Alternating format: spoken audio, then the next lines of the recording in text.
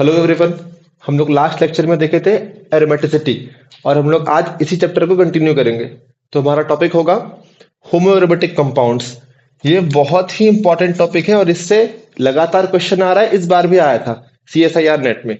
क्या लिखा है देखो, systems in which a stabilized cyclic conjugated system is formed by bypassing one saturated atom। ये इंपॉर्टेंट पॉइंट है।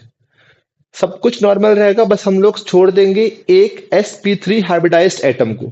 फॉर एग्जांपल, मैं अगर इस सिस्टम को देखूं तो plus single bond double bond single double single double यहां तक कॉन्जुगेशन है, बट इस वाले कार्बन पर ये sp3 हो गया, इस वाले कार्बन पर कॉन्जुगेशन नहीं है। तो ऐसे सिस्टम जिसमें सब में कॉन्जुगेशन होता है पूरे सिस्टम में, लेकिन सिर्फ एक एटम पे कॉन्जुगेशन नहीं होता, उसको हम लोग बोलते हैं होमोएरोमेटिक। यहां भी हमको दिख रहा होगा प्लस सिंगल प्लस, इस वाले कार्बन पर कॉन्जुगेशन नहीं है, तो ये होगा sp3। तो क्या बोलेंगे इसको भी? होमोएरोमेटिक। एरोमेटिक क्यों बोल रहे हैं? क्योंकि यहां पर 1 2 3 पाई बॉन्ड से मतलब ऑड, ऑड मतलब एरोमेटिक। यहां पर सिंगल पाई बॉन्ड है, 1 1 मतलब ऑड, ऑड मतलब एरोमेटिक। तो जिसमें भी एक कार्बन पर कॉन्जुगेशन न हो, या फिर एक कार्बन जो है वो सैचुरेटेड हो, या फिर एक कार्बन जो है वो sp3 हाइब्रिडाइज्ड हो पूरे सिस्टम में, और बाकी सब कार्बन में सैचुरेशन न हो, बाकी सब कार्बन में कॉन्जुगेशन हो, सिर्फ एक कार्बन में कॉन्जुगेशन न हो, तो उसको हम लोग बोलते हैं होमोएरोमेटिक कंपाउंड्स। हम लोग लास्ट लेक्चर में देखे थे कि ये हो जाएगा एरोमेटिक क्योंकि ये प्लेन से ऊपर उठ जाता है। लेकिन अगर मैं इसको देखूं तो ये एरोमेटिक तो है ही, साथ में इसको हम लोग काउंट कर सकते हैं होमोएरोमेटिक के जैसे भी। बता रहा हूं क्यों, क्योंकि इसमें 1 2 3 4 5 पाई बॉन्ड आ रहे हैं, मतलब odd number of pi bond आ रहे हैं, और इसमें सिर्फ पूरे सिस्टम में सिर्फ इकलौते इस कार्बन पर कॉन्जुगेशन नहीं है, मतलब ये कौन सा हो जाएगा? sp3, मतलब ये कार्बन क्या हो जाएगा? सैचुरेटेड। तो ऐसा सिस्टम जिसमें पूरे सिस्टम में कॉन्जुगेशन हो बट सिर्फ एक कार्बन पर कॉन्जुगेशन ना हो, वो कार्बन हो सैचुरेटेड, वो कार्बन हो sp3 हाइब्रिडाइज्ड, तो क्या बोलेंगे उसको? होमोएरोमेटिक। यहां हम चेक कर सकते हैं, यहां तक कॉन्जुगेशन है बट इसमें नहीं है, तो ये क्या हो जाएगा? होमोएरोमेटिक। यहां भी सब में कॉन्जुगेशन है लेकिन इसमें कॉन्जुगेशन नहीं है, तो ये भी क्या हो जाएगा? होमोएरोमेटिक। जिसमें हम लोग पूरे कंपाउंड में से एक ऐसा कार्बन जहां पर कॉन्जुगेशन न हो उसको बोल देंगे होमोएरोमेटिक। और भी एग्जांपल देखते हैं। अगर मैं ऐसे ड्रॉ कर दूं तो यहां दिख रहा है कि पूरे रिंग में कॉन्जुगेशन है, तो ये होमोएरोमेटिक नहीं होगा, ये हो जाएगा एरोमेटिक। लेकिन यहां चेक करेंगे तो यहां कॉन्जुगेशन नहीं है, तो ये क्या हो जाएगा? होमोएरोमेटिक। आई होप आपको समझ में आ गया होगा क्या होता है होमोएरोमेटिक कंपाउंड्स। बहुत सिंपल है और बहुत ईजी है, और इंपॉर्टेंट भी उतना ही है। एक कार्बन को छोड़ देना है जहां पर कॉन्जुगेशन ना हो, जहां पर sp3 हो, जहां पर क्या हो? सैचुरेटेड एटम हो, बस वो हो जाएगा होमोएरोमेटिक। क्लियर है? इसको उतार लीजिए, मैं मिटा देता हूं उसको। चलिए ठीक। होमोएरोमेटिक कंपाउंड से आजकल लगातार सवाल आ रहा है और बहुत इजी सवाल पूछता है, कोई टफ सवाल नहीं आता। अब नेक्स्ट दो टॉपिक को मैं साथ में लिख दे रहा हूं, यहां पर कंपेयर करके देखेंगे। तो ये हो जाएगा क्वासी एरोमेटिक, और ये इस तरफ लिख रहा हूं मैं फुलवालीन सिस्टम, फुलवालीन, क्वासी एरोमेटिक फुलवालीन। ठीक है, मैं एक जो इंपॉर्टेंट पॉइंट है वो लिख दे रहा हूं। क्वासी एरोमेटिक कंपाउंड्स नहीं होते हैं, बट उनका जो प्रॉपर्टी है वो उनको एरोमेटिक बनाता है। और फुलवालीन जो है ये नॉन एरोमेटिक ही होते हैं, ये इंपॉर्टेंट पॉइंट है इसका। क्वासी एरोमेटिक नहीं होते हैं, बट इनका प्रॉपर्टी इनको क्या बना देगा? एरोमेटिक। और फुलवालीन जो है वो नॉन एरोमेटिक ही होते हैं ड्यू टू एंगल स्ट्रेन। ठीक है, एग्जांपल के थ्रू समझेंगे तो और क्लियर होगा। मैं सिंपल ऐसे अगर प्लॉट कर लूं, ये हो गया क्वासी एरोमेटिक, तो क्लियरली दिख रहा है कि ये नॉन एरोमेटिक, सॉरी ये एरोमेटिक नहीं है। बट क्योंकि यहां पर पोलैरिटी डिफरेंस बहुत ज्यादा है, क्योंकि यहां पर पोलैरिटी डिफरेंस बहुत ज्यादा है, इस कारण ये बॉन्ड जो है वो ऐसे टूट जाता है ना। अगर जैसे ही ये बॉन्ड ऐसे टूटेगा तो क्या बनेगा? O पे आएगा माइनस और इस पे आएगा प्लस। जैसे ही ये टूटा तो हमको क्लियरली दिख रहा है ये पूरा सिस्टम क्या बन गया अपना? एरोमेटिक। शुरू में एरोमेटिक नहीं था, बट जो इसका प्रॉपर्टी था वो क्या बना दिया इसको? एरोमेटिक बना दिया, तो ये हो जाएगा अपना क्वासी एरोमेटिक कंपाउंड्स। एक हम लोग और देख सकते हैं, अगर मैं यहाँ पर 7 मेंबर्ड रिंग बनाने का कोशिश करूं, ये बन गया 7 मेंबर्ड रिंग, यहाँ एक बॉन्ड, यहाँ एक बॉन्ड हो गया, यहाँ एक बॉन्ड, यहाँ एक बॉन्ड, डबल बॉन्ड। हमको यहाँ भी क्लियरली दिख रहा है कि ये जो कंपाउंड है वो एरोमेटिक नहीं है, बट क्योंकि यहाँ पर पोलैरिटी डिफरेंस बहुत ज्यादा है, इसका ये बॉन्ड ऐसे क्लीव हो जाएगा, ठीक है। और जैसे ही ये ऐसे ब्रेक होगा,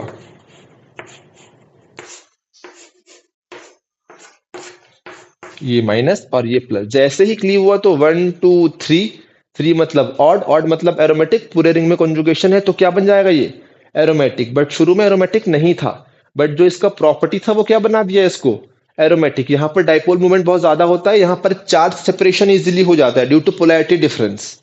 तो क्वासी एरोमेटिक कंपाउंड ये होगा, क्वासी एरोमेटिक कंपाउंड ये होगा। Quasi aromatic compounds are not non aromatic compounds, but उनका जो प्रॉपर्टी है वो उनको क्या बना देता है एरोमेटिक बना देता है। समझ में आया।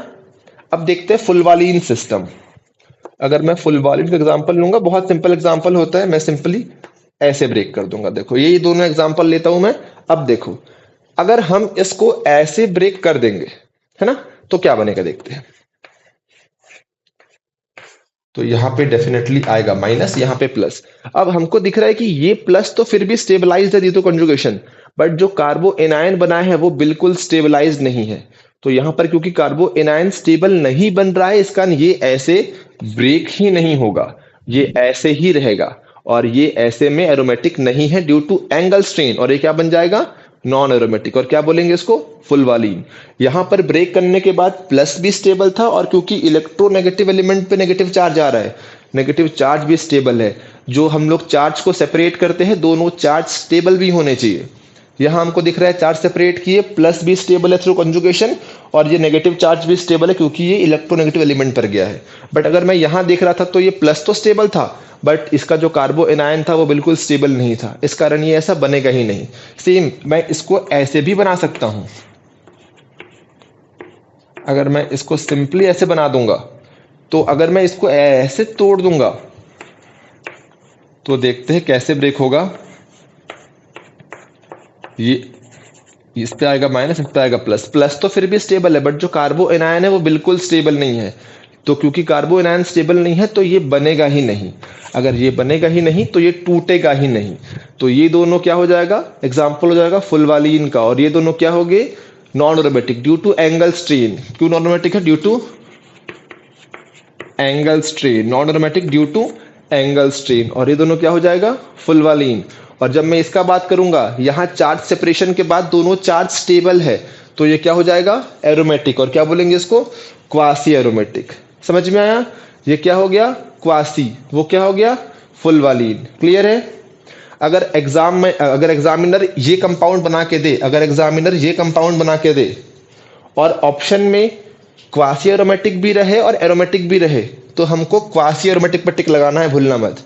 अगर एग्जामिनर इस कंपाउंड को बना कर दे और वो क्वासी एरोमेटिक भी दे और वो एरोमेटिक भी दे, तो क्वासी एरोमेटिक पर टिक लगाना है। और अगर क्वासी एरोमेटिक नहीं रहेगा तब टिक लगाना है एरोमेटिक पे। लेकिन अगर क्वासी भी रहा और एरोमेटिक भी रहा तो हमको टिक लगाना है क्वासी एरोमेटिक पे। ठीक है। वैसे ही मैं बताना भूल गया था होमो एरोमेटिक वाला।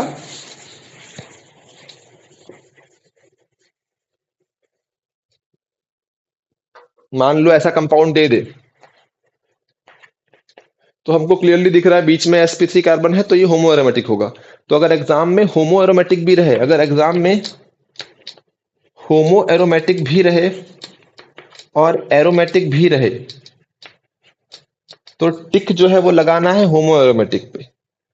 और अगर होमो एरोमेटिक न दिया हो तो टिक लगेगा एरोमेटिक पे। और अगर एग्जामिनर पूछ दे कि होमो एरोमेटिक ज्यादा स्टेबल होता है कि ज्यादा स्टेबल एरोमेटिक होता है, तो नहीं भूलना है कि एरोमेटिक जो है वो ज्यादा स्टेबल होता है होमो एरोमेटिक से। इस चीज को नहीं भूलना है। एरोमेटिक जो है वो ज्यादा स्टेबल होता है होमो एरोमेटिक से। ठीक है। चलो इसको उतार लीजिए, मिटा दे रहा हूं।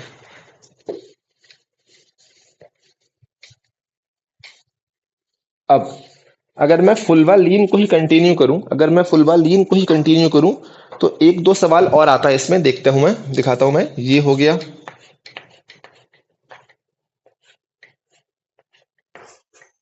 ये अगर कुछ ऐसा सिस्टम दे, और एक और दिखाता हूं मैं। अब बनाता हूं 5 मेंबर्ड रिंग।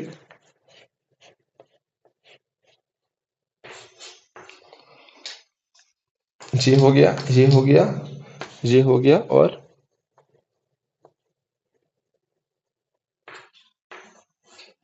ये हो गया। अब देखना क्या होगा। ऐसे टाइप का अगर सवाल आ गया तो ऐसे में इस वाले बॉन्ड को या तो मैं यहां ब्रेक कर सकता हूं या फिर इस वाले बॉन्ड को मैं इस तरफ ब्रेक कर सकता हूं। ठीक है। अब एक और चीज सुनना। अगर कंपाउंड कुछ ऐसे आ गया, कुछ ऐसे आ गया कि डबल बॉन्ड से दो रिंग जुड़ा हुआ है, तो ये या तो एरोमेटिक होगा या होगा नॉन एरोमेटिक। ऐसे टाइप के कंपाउंड या तो एरोमेटिक होंगे या फिर होंगे नॉन एरोमेटिक। इस चीज को नहीं भूलना है कि अगर ऐसे कंपाउंड आ गया तो वो या तो एरोमेटिक होंगे या फिर वो होंगे नॉन एरोमेटिक। अब देखते हैं कैसे कंडीशन लग सकता है, क्योंकि ये यहाँ दोनों सेम ही है। तो अगर मैं इसको ऐसे तोड़ दूं तो यहां पर क्या आएगा, माइनस, और यहां पर क्या आएगा, प्लस। दिखाता हूं मैं। यहां पर आएगा माइनस और यहां पर आएगा प्लस। तो क्लियरली मेरे को दिख रहा है कि ये तो हो गया अपना एरोमेटिक, क्योंकि यहां पर एक ही पाई बॉन्ड है, ऑड है। तो ये तो हो गया अपना एरोमेटिक। बट जो ये वाला हो गया है, यहां क्लियरली दिख रहा है हमको एक पाई बॉन्ड, दो पाई बॉन्ड। यहां पर दो पाई बॉन्ड है, दो मतलब इवन, इवन मतलब ये क्या हो जाएगा, एंटी एरोमेटिक। और मैं क्लियरली बोला हूं कि ऐसे कंपाउंड या तो एरोमेटिक होते हैं या होते हैं नॉन एरोमेटिक। तो अगर ऐसे में एक रिंग एरोमेटिक बन गया और एक रिंग बन जाएगा एंटी एरोमेटिक, तो जो ओवरऑल कंपाउंड हो जाएगा वो हो जाएगा नॉन एरोमेटिक। तो ओवरऑल कंपाउंड क्या हो जाएगा हमारा, नॉन एरोमेटिक। अगर दोनों रिंग एरोमेटिक है तो ही ओवरऑल कंपाउंड एरोमेटिक होगा, और अगर दोनों रिंग में से एक रिंग भी एरोमेटिक नहीं है तो हमारा ओवरऑल कंपाउंड क्या हो जाएगा, नॉन एरोमेटिक। इस चीज को भूलना नहीं है। अगर मैं सिंपली इसको भी ऐसे ब्रेक कर दूंगा तो यहां पर क्या आएगा, देखते हैं।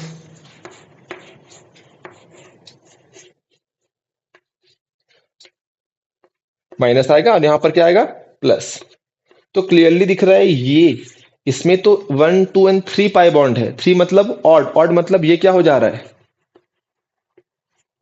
एरोमेटिक हो जा रहा है। बट मैं इसका बात करूंगा तो यहां पर सिर्फ और सिर्फ दो पाई बॉन्ड है। दो पाई मतलब इवन, इवन मतलब ये क्या हो जाएगा, एंटी एरोमेटिक। और मैं अभी बताया अगर दोनों एरोमेटिक है तो ही एरोमेटिक होगा, और अगर दोनों में से एक भी एंटी एरोमेटिक हो गया तो जो ओवरऑल कंपाउंड है वो क्या हो जाएगा, वो हो जाएगा नॉन एरोमेटिक।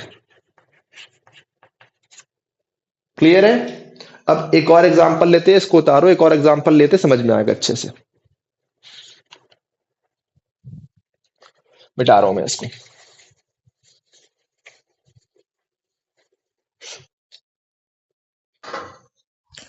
देखते हैं।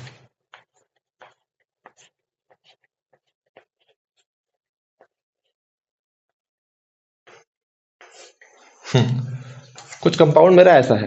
अब देखना क्या क्या हो सकता है। अगर मैं इसको ब्रेक कर दूं ऐसे तो क्या बनेगा, देखते हैं। तो यहां पर क्या बन जाएगा, यहां पर आएगा माइनस और यहां पर आएगा प्लस। तो मेरे को क्लियरली दिख रहा है कि ये क्या है, एक, दो, दो मतलब ये क्या है, एंटी एरोमेटिक। और ये क्या है, यहां भी क्लियरली दिख रहा है एक पाई बॉन्ड, दो पाई बॉन्ड मतलब even number of pi bond. तो ये भी क्या है, एंटी एरोमेटिक। तो ये भी एंटी एरोमेटिक, ये भी एंटी एरोमेटिक। तो ओवरऑल क्या होगा, ओवरऑल होगा नॉन एरोमेटिक, क्योंकि मैं क्लियरली लिखा हूं कि ऐसे टाइप के कंपाउंड या तो एरोमेटिक होंगे या होंगे नॉन एरोमेटिक। और ये क्या बन जाएगा, नॉन एरोमेटिक। लेकिन अगर मैं इसी बॉन्ड को, अगर मैं इसी बॉन्ड को ऐसे क्लीव करूं तो देखते हैं क्या होगा। यहां पर क्या आ जाएगा, प्लस सिंगल, और यहां पर क्या आएगा, माइनस। अब देखते हैं ये वाला क्या हो गया। इसमें सिर्फ एक ही पाई बॉन्ड है, एक ही पाई बॉन्ड है मतलब वो क्या है, ऑड है। ऑड है मतलब ये क्या हो जाएगा, एरोमेटिक। और इसको देखो 1 2 एंड 3, यहां पर तीन पाई बॉन्ड है, तीन पाई बॉन्ड है मतलब ऑड है। ऑड है मतलब ये भी क्या हो जाएगा, एरोमेटिक। तो हम देख सकते हैं कि ये भी एरोमेटिक है और ये भी एरोमेटिक है, दोनों एरोमेटिक हो गए। तो इस बार ये पूरा कंपाउंड क्या बन जाएगा? एरोमेटिक बन जाएगा। समझ में आया? ऐसे कंपाउंड या तो एरोमेटिक होंगे या होंगे नॉन एरोमेटिक। एरोमेटिक कब होंगे? जब दोनों रिंग क्या हो एरोमेटिक। जैसे कि ये देखो, ये रिंग भी एरोमेटिक है, ये रिंग भी एरोमेटिक है, तो ओवरऑल कंपाउंड क्या हो गया? एरोमेटिक। लेकिन अगर दोनों में से एक भी रिंग एरोमेटिक नहीं हुआ तो कंपाउंड जो है वो क्या हो जाएगा? Non aromatic. क्लियर हुआ? चलो ठीक है।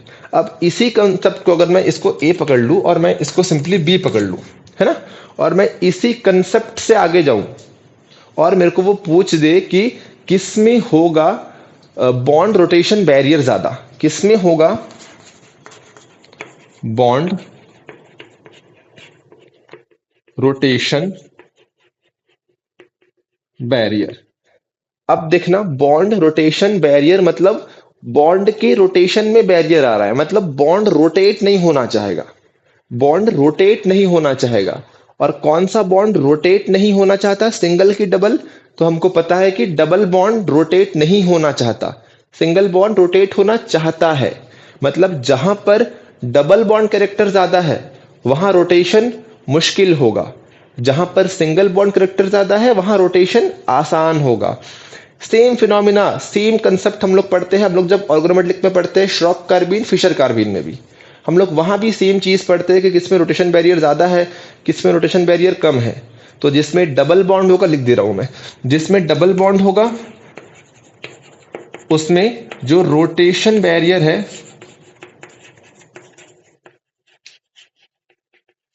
वो ज्यादा होगा। याद रखना, जिसमें डबल बॉन्ड होगा उसमें रोटेशन बैरियर क्या होगा?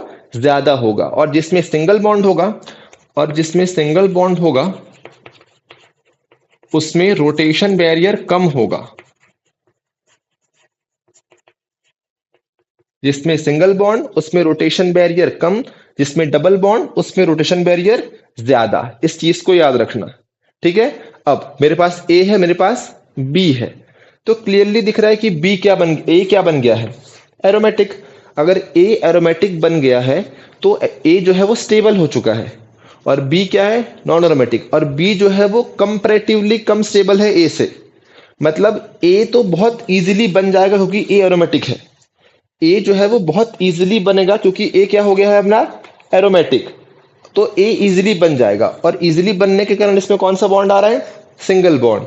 और जैसे ही सिंगल बॉन्ड आ रहा है तो सिंगल बॉन्ड में रोटेशन बैरियर क्या होता है? कम होता है। तो ए में रोटेशन बैरियर क्या होगा? कम होगा। लेकिन बी चेक करो, बी में क्या बना है? Non aromatic. और नॉन एरोमेटिक लेस स्टेबल होता है, इस कारण ये बनना नहीं चाहेगा, ये ऐसे ही रहना चाहेगा। क्योंकि ये नॉन एरोमेटिक बन जा रहा है इस कारण ये बनना नहीं चाहेगा और ये ऐसे ही रहना चाहेगा। और अगर ये ऐसे ही रहेगा तो कौन सा बॉन्ड आ रहा है इसमें? Double bond. और डबल बॉन्ड मतलब रोटेशन बैरियर क्या होगा? ज्यादा। लेकिन यहां पर क्योंकि एरोमेटिक बन रहा है तो ऐसे बनना चाहेगा। कौन सा बॉन्ड आ गया? Single bond. सिंगल बॉन्ड मतलब रोटेशन बैरियर लो, ये बनना नहीं चाहेगा क्योंकि ये नॉन एरोमेटिक बन रहा है, तो ये ऐसे ही रहेगा। कौन सा बॉन्ड आ गया? Double bond. डबल बॉन्ड मतलब रोटेशन बैरियर क्या हो गया? हाई हो गया। तो बॉन्ड रोटेशन बैरियर ज्यादा किस में होगा? ए और बी में से ज्यादा होगा बी में एज कंपेयर टू ए, क्योंकि ए में इजीली मूवमेंट हो पाएगा तो बैरियर बहुत कम है, लेकिन बी में नहीं हो पाएगा क्योंकि डबल बॉन्ड है तो बैरियर ज्यादा है। समझ में आ गया? इसको मिटाओ, इसको उतारो, फिर मैं मिटा रहा हूं इसको। चलो आगे देखते हैं हम लोग। लास्ट टॉपिक है इस कंसेप्ट का, वो है सिस ट्रांस आइसोमेरिज्म। वो है सिस ट्रांस आइसोमेरिज्म। अब हमको पता है सिस और ट्रांस हम लोग क्या में देखते हैं? डबल बॉन्ड में। तो जिसमें डबल बॉन्ड होगा, क्लियर है, जिसमें डबल बॉन्ड होगा, जिसमें डबल बॉन्ड होगा उसमें सिस ट्रांस आइसोमेरिज्म ज्यादा होगा, और जिसमें डबल बॉन्ड नहीं होगा उसमें सिस ट्रांस आइसोमेरिज्म कम होगा। तो अभी हम लोग देख के आए कि ये बन जाता है सिंगल बॉन्ड। सिंगल बॉन्ड मतलब सिस ट्रांस बनेगा ही नहीं, ये नहीं बनता, ऐसे एग्जिस्ट करता है। डबल बॉन्ड, डबल बॉन्ड मतलब सिस ट्रांस होगा, तो सिस ट्रांस आइसोमेरिज्म ज्यादा कौन शो करेगा? बी शो करेगा एज कंपेयर टू ए। समझ में आया? मतलब बी में सिस ट्रांस आइसोमेरिज्म ज्यादा होगा एज कंपेयर टू ए, क्योंकि ए में सिंगल बॉन्ड आ गया है और सिंगल बॉन्ड में सिस ट्रांस बनेगा ही नहीं। लेकिन बी में अभी भी क्या है? Double bond. तो बी में क्या बनेगा? सिस और ट्रांस बनेगा। समझ में आ गया? चलिए ठीक है, इसको उतारिए, मिटाता हूं मैं इसको।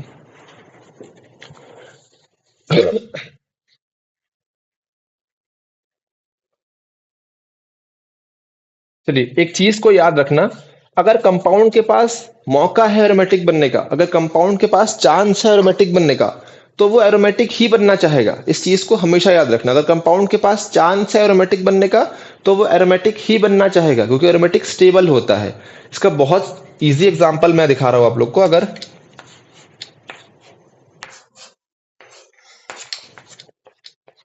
हाँ, ये हम लोग ये पढ़ के आए हैं कि ये एग्जाम्पल होता है नॉन एरोमेटिक का, ये एग्जाम्पल होता है नॉन एरोमेटिक का। ठीक है?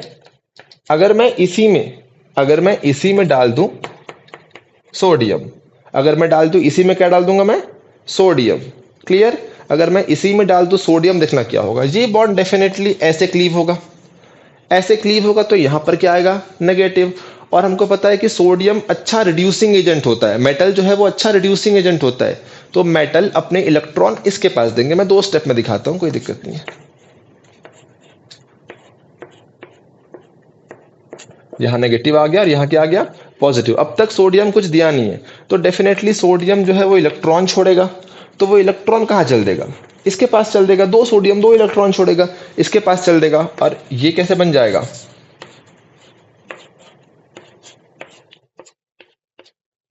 ये भी क्या आ जाएगा? माइनस। अब अगर मैं इसको देखूं तो 1 2 3 4 एंड 5 पाई बॉन्ड आ रहे हैं। 5 मतलब ऑड, ऑड मतलब क्या बन गया? ऑड मतलब बन गया एरोमेटिक। पहले क्या था? Non aromatic.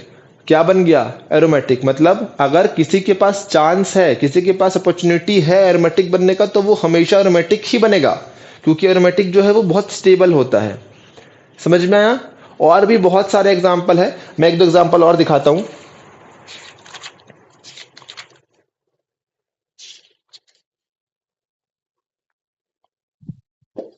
बता रहा हूं ना इसको मैं। अभी एग्जाम में आया था CSIR नेट में, ये एग्जाम आ गया, ये वाला एग्जाम्पल आ गया था इस बार के नेट में। ये Cl है और 2SbF5 है। बहुत सिंपल है।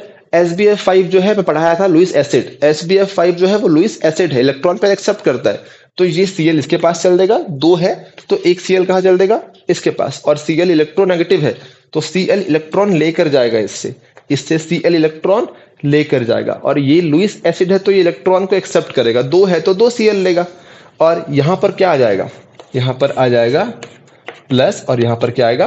प्लस। ये एग्जाम में आ गया था। क्लियर है? तो ये क्या बन गया?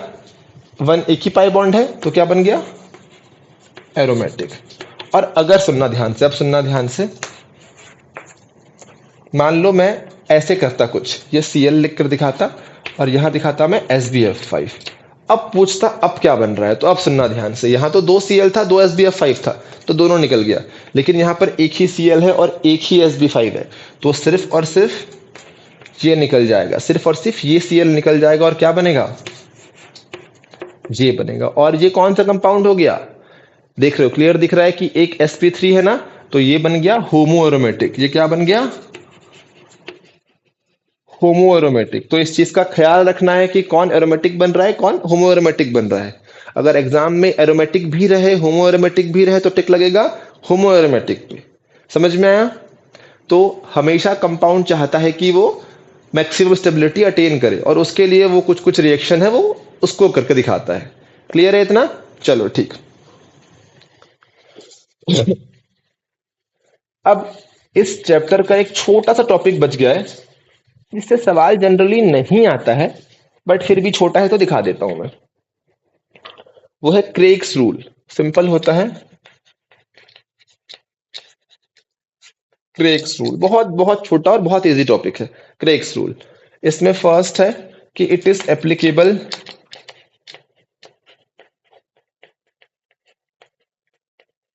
ऑन पॉलीसाइक्लिक ये इंपॉर्टेंट टर्म है, non benzenoid system. Non benzenoid system, non benzenoid का मतलब है कि बेंजीन रिंग नहीं होना चाहिए। क्लियर। सेकंड इसका जो पॉइंट है वो है इसमें C2 एक्सिस होना चाहिए। अब जिसको C2 एक्सिस पता है, जो पॉइंट ग्रुप पढ़ा है, उसको लिए तो बहुत आसान है। जो पॉइंट ग्रुप नहीं पढ़ के आया है, मैं पॉइंट ग्रुप पढ़ाऊंगा अपने आने वाले लेक्चर्स में, तो अभी C2 एक्सिस देखना कोई बहुत मुश्किल नहीं है। मैं ट्रिक से C2 एक्सिस दिखा दूंगा कि कैसे हम लोग C2 एक्सिस देखते हैं। ठीक है। थर्ड बहुत इंपॉर्टेंट है, क्रेग्स रूल से या तो एरोमेटिक बनता है या बनता है नॉन एरोमेटिक, या बनता है नॉन एरोमेटिक। जैसे कि हम लोग देखे थे फुलवालीन टाइप का में भी, या तो एरोमेटिक था या फिर क्या था, नॉन एरोमेटिक। यहां भी सेम चीज होगा, या तो वो एरोमेटिक बनेगा या फिर वो बनेगा नॉन एरोमेटिक। फोर्थ रूल है, देखना बहुत सिंपल है, कि जो पूरा सिस्टम है, जो पूरा सिस्टम है, it should be planar. System should be planar, मतलब सारे क्या होने चाहिए, या तो sp होने चाहिए या sp2 होने चाहिए। सारे sp होने चाहिए या फिर sp2 होने चाहिए। क्लियर। अगर आपको sp sp2 देखना नहीं आता तो कमेंट करिए, बहुत सिंपल है, हार्डली 10 मिनट्स का वीडियो बनेगा। मैं sp sp2 कैसा हो, क्या होता है, कैसे निकालते हैं ऑर्गेनिक कंपाउंड्स में भी, और कैसे निकालते हैं इनऑर्गेनिक कंपाउंड्स में भी, दोनों को सिखा दूंगा मैं। ठीक है। लास्ट देखना ध्यान से, अगर odd number of pi bonds आ रहे हैं तो वो होगा एरोमेटिक। अगर odd number of pi bonds आ रहे हैं तो वो होगा एरोमेटिक। अगर even number of pi bonds आ रहे हैं तो वो क्या बन जाएगा, या तो एरोमेटिक या फिर नॉन एरोमेटिक। तो क्या बन जाएगा, नॉन एरोमेटिक। तो ये क्रेग्स रूल के 5 पॉइंट है। पहला रूल, पॉलीसाइक्लिक मतलब मोर देन 1 साइकिल होने चाहिए। नॉन बेंजोइड, बेंजीन रिंग नहीं होना चाहिए। अगर बेंजीन रिंग होगा तो क्रेग्स रूल नहीं लगेगा। दूसरा, C2 एक्सिस, जिसको देखने आता है तो बहुत अच्छी बात है, नहीं आता है तो मैं एक ट्रिक बताऊंगा, बहुत सिंपल है। थर्ड, एरोमेटिक, या एरोमेटिक होगा या फिर होगा नॉन एरोमेटिक। फोर्थ क्या है, system should be planar, sp sp2। Fourth क्या है, अगर odd number of pi bonds है तो aromatic, even number pi bonds है तो नॉन एरोमेटिक। क्लियर। इसको उतारो, इसका एग्जांपल देखते हैं।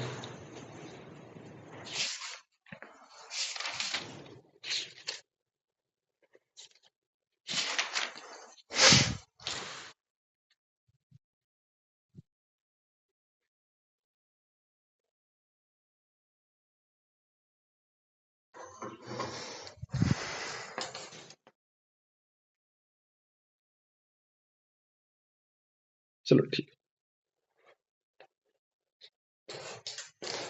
थोड़ा शेप बिगड़ गया है बट समझने के लिए काफी है।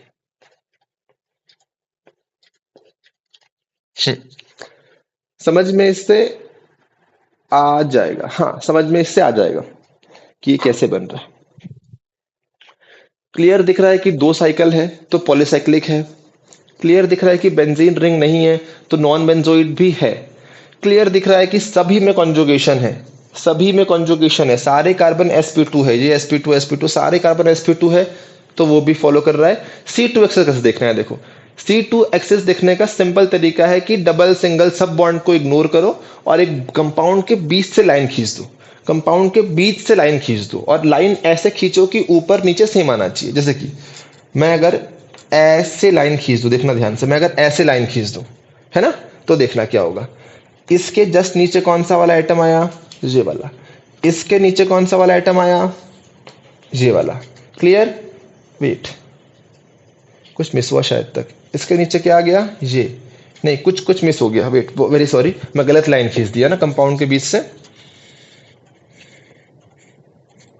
चलो देखो, मैं थोड़ा सा इसको सुंदर बनाऊंगा तो और अच्छे से। हाँ, देखो कैसा होता है। जो कंपाउंड पहले बनाया था मैं, सेम कंपाउंड है, पॉलीसाइक्लिक है, नॉन बेंजोइड है, सारे sp2 कार्बन है। अब C2 एक्सेस कैसे देखना है, देखना। C2 एक्सेस देखने के लिए डबल बॉन्ड को छोड़ करके सिंपल एक कंपाउंड के बीच से एक स्ट्रेट लाइन पास करेंगे हम लोग। ये स्ट्रेट लाइन पास हो गया। अब चेक करना है, देखो इस बॉन्ड के इस कार्बन के नीचे ये वाला कार्बन, इस कार्बन के नीचे ये वाला कार्बन, इस कार्बन के नीचे ये वाला कार्बन। क्लियर है? तो इसके नीचे ये, इसके नीचे ये, इसके नीचे ये। अगर ऐसा कंडीशन फॉलो कर रहा है तो वो क्या होगा, इसमें C2H6 है। क्लियर? एक और कंपाउंड हम लोग देखते हैं वो कैसे बनता है। मैं थोड़ा ट्राई करता हूं बनाने का। 5 मेंबर्ड रिंग हो गया और एक हो जाएगा 7 मेंबर्ड रिंग और एक हो जाएगा 7 मेंबर्ड रिंग। और जब इसमें बॉन्डिंग कैसा है, एक ये बॉन्ड है, एक ये बॉन्ड है और एक बॉन्ड ये है, एक बॉन्ड ये है और एक बॉन्ड ये है। हमको चेक करना है इसमें कैसे निकलेगा C2H6, है ना? चलो चेक करते हैं। पॉलीसाइक्लिक है, 2 साइकिल है। नॉन बेंजोइड भी दिख रहा है हमको पॉलीसाइक्लिक भी दिख रहा है, हमको दिख रहा है नॉन बेंजोइड भी है। सारे कार्बन sp2 भी है, ठीक है ना? अब देखो कैसे होगा, बीच से लाइन पास करो। मैं अगर यहां से एक लाइन पास करूं ऐसे, है ना? चेक करते हैं अब। इसके जस्ट नीचे कौन सा वाला आ गया, ये वाला। इसके जस्ट नीचे कौन सा वाला आ गया, ये वाला। इसके जस्ट नीचे कौन सा आ गया, ये आ गया। इसके नीचे कौन सा आ गया, ये।